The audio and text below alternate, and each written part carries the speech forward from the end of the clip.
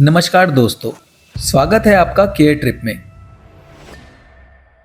आज हम आपको लेकर चलेंगे केरला के तिरुवनंतपुरम में बसे दो बेहद ही खास और ऐतिहासिक मंदिरों की यात्रा पर। पहला है श्री पद्मनाभ स्वामी मंदिर, जो अपने रहस्यों और दिव्यता के लिए पूरी दुनिया में प्रसिद्ध है, और दूसरा है आजीमाला शिवा टेम्पल, जहां का अनुभव बेहद ही सुखद और शांत है। इस व्लॉग में हम जानेंगे इन मंदिरों की कहानियां, इतिहास और मान्यताएं, और साथ ही बात करेंगे उन समस्याओं की जो हमें इन मंदिरों में देखने को मिली। तो चलिए शुरू करते हैं हमारी केरला सीरीज के लास्ट एपिसोड को। सबसे पहले बात करते हैं श्री पद्मनाभ स्वामी टेम्पल की। दोस्तों, इस मंदिर के इतिहास के बारे में कई रहस्यमयी कहानियां सुनने को मिलती हैं, लेकिन इस मंदिर से जुड़ी कहानियों में दो कहानियां सबसे ज्यादा प्रचलित हैं। पहली कहानी, कहा जाता है बहुत समय पहले एक औरत को अनंत काडू के जंगल में एक रोता हुआ शिशु दिखाई दिया। उसने उस बच्चे को दूध पिलाया और थोड़ी देर पेड़ की छांव में छोड़ दिया। जब वह वापस लौटी तो देखा 5 सिर वाला नाग उस बच्चे को धूप से बचा रहा था। ऐसा माना जाता है कि वह बच्चा भगवान विष्णु का अवतार था, और जब यह पूरी घटना महाराज तक पहुंची तो उन्होंने इस स्थान पर मंदिर बनवाने का आदेश दिया। दूसरी कहानी है संत विल्वा मंगलम स्वामियर की, जो हर रोज शालिग्राम की पूजा करते थे। शालिग्राम, जिसे भगवान विष्णु का रूप भी माना जाता है, वे रोज पूजा करते समय भगवान विष्णु के दर्शन की प्रार्थना करते थे। कहा जाता है पूजा के दौरान एक शरारती बालक बार बार उन्हें परेशान करता था। तभी एक दिन संत ने उसे पकड़ लिया, लेकिन संत के आंखें खोलने से पहले ही वह बच्चा बोला कि मैं विष्णु हूँ, अगर मेरा साक्षात रूप देखना चाहते हो तो अनंत काडू के जंगल में मिलो। संत के आंखें खोलने से पहले ही वह बालक लुप्त हो गया। संत बालक की खोज में निकल पड़े। रास्ते में उन्हें पायल की झनकार सुनाई देती रही। एक स्थान पर बड़ा महुआ वृक्ष गड़गड़ाहट के साथ गिरा और संत को आदिशेष पर विराजमान भगवान विष्णु दिखे, लेकिन उनका आकार काफी बड़ा था। संत ने भगवान विष्णु से प्रार्थना की कि वे अपना आकार छोटा करें ताकि वह अर्पण और परिक्रमा कर सके। मान्यता है कि भगवान विष्णु ने उनकी प्रार्थना स्वीकार की।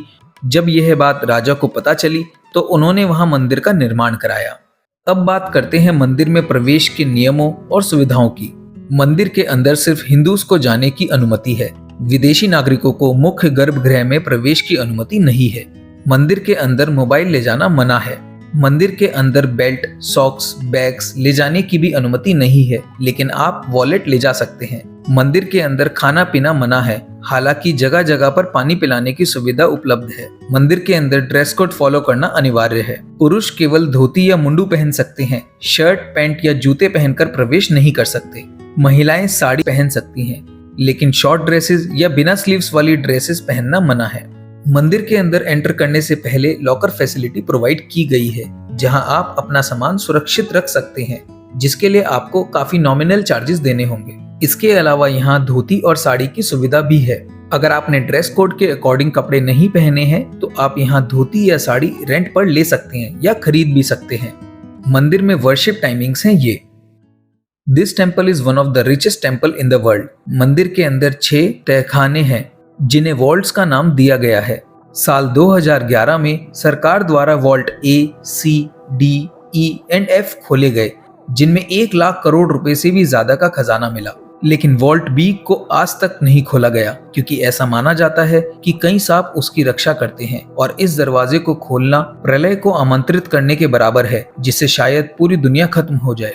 मंदिर के लाखों करोड़ों के खजाने का इस्तेमाल मंदिर के लिए ही होता है, और आम जनता को इन वॉल्ट्स को देखने की अनुमति नहीं है। मंदिर के गर्भगृह में है शेषनाग पर शयन करते हुए भगवान विष्णु की 18 फीट लंबी मूर्ति। इस मूर्ति के दर्शन 3 दरवाजों से होते हैं। पहले दरवाजे से शेषनाग, लॉर्ड विष्णु एंड शिवलिंग दिखते हैं। दूसरे दरवाजे से भगवान विष्णु की नाभि और नाभि से निकले कमल के फूल पर बैठे लॉर्ड ब्रह्मा दिखाई देते हैं, और तीसरे दरवाजे से भगवान विष्णु के चरण दिखाई देते हैं। इस प्रकार एक ही प्रतिमा में आप त्रिमूर्ति यानी ब्रह्मा, विष्णु और महेश की झलक पा सकते हैं। मंदिर में हर भक्त श्रद्धा और आस्था की भावना से आता है। हर कोई यहाँ आकर भगवान के दर्शन करना चाहता है, लेकिन यात्रा के दौरान कुछ परेशानियां भी सामने आती हैं। इस मंदिर में भी हमें कुछ परेशानियों का सामना करना पड़ा। One of the world's richest temple होने के बावजूद भी यहाँ कोई स्लॉट सिस्टम नहीं था। गर्भगृह तक पहुंचने के लिए आपको लंबी लाइनें और मैनेजमेंट द्वारा धक्का मुक्की का सामना करना पड़ेगा। और अगर आप बच्चों या बुजुर्गों के साथ ट्रैवल कर रहे हैं तो ये अनुभव और भी कठिन होने वाला है। इसके अलावा गर्भगृह के अंदर इतना अंधेरा होता है कि मूर्ति दिखाई ही नहीं देती।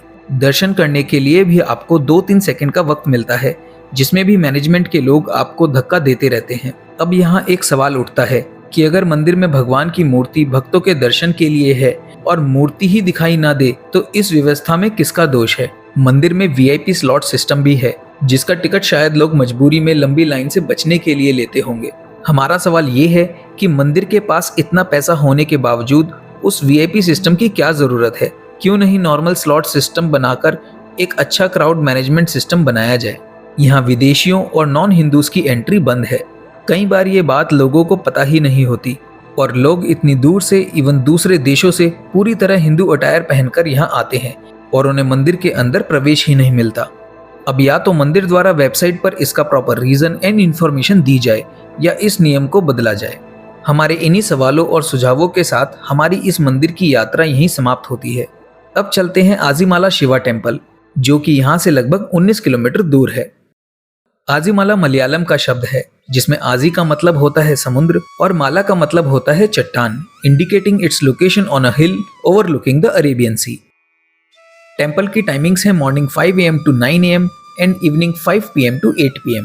लेकिन अगर आप यहाँ सिर्फ शिवजी की विशाल प्रतिमा देखने आ रहे हैं तो आप 5 AM to 7:30 PM के बीच कभी भी आ सकते हैं। यहाँ पार्किंग भी अवेलेबल है, जिसके चार्जेस हैं 20 रुपीज। बात करें मंदिर की तो ऐसा माना जाता है कि पांडव वनवास के दौरान इसी क्षेत्र में छुपे हुए थे। एक दिन द्रौपदी को तेज प्यास लगी। उस समय पानी कहीं भी उपलब्ध नहीं था, इसलिए भीम ने अपनी शक्ति से एक बड़े पत्थर पर घुटने से प्रहार किया और वहीं एक जल स्रोत फूट गया। हालांकि वर्तमान में यह जल स्रोत दिखाई नहीं देता, लेकिन स्थानीय मान्यता और मंदिर की कथा आज भी यही बताती है कि इस स्थान पर पांडवों ने विश्राम किया और बाद में शिव मंदिर की स्थापना हुई। आजीमाला टेम्पल में एंट्री बिल्कुल फ्री है, लेकिन अगर आप शिव प्रतिमा देखना चाहते हैं तो उसका नॉमिनल सा चार्ज है 20 रुपए पर पर्सन। यहाँ पर अगर आप ड्रोन या कैमरा लेकर आते हैं तो उसके लिए अलग से चार्जेस हैं। हमने रिकॉर्डिंग फोन से की थी तो हमें कोई चार्ज नहीं देना पड़ा।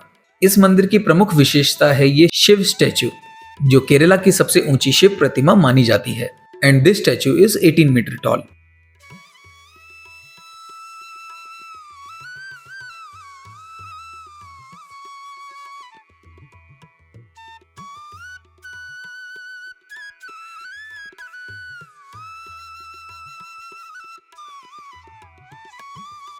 यह प्रतिमा न केवल धार्मिक आस्था का प्रतीक है बल्कि कला का भी एक अद्भुत उदाहरण है। प्रतिमा का निर्माण सन 2014 में शुरू हुआ और सन 2020 में यह प्रतिमा बनकर पूरी हो गई।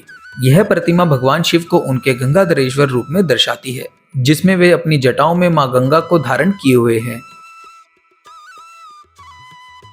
यह मंदिर अरब सागर के किनारे स्थित है और यहाँ बैठकर आपको काफी अच्छा लगेगा। यह इलाका काफी शांत और प्राकृतिक है। आजीमाला में अभी और भी चीजें बनाई जा रही हैं। जल्द ही यहाँ मेडिटेशन हॉल भी बनाया जाएगा और साथ ही other facilities like washrooms, parking को भी और बेहतर किया जाएगा। If you are in Thiruvananthapuram, don't miss this temple, it's a must visit place. इसी के साथ हमारी केरला सीरीज पूरी होती है। जल्द मिलेंगे एक नई सीरीज में नए व्लॉग के साथ। Thanks for watching this video. We hope आपको ये हमारा वीडियो अच्छा लगा होगा। ऐसे ही और वीडियोस देखने के लिए डू सब्सक्राइब केयर ट्रिप।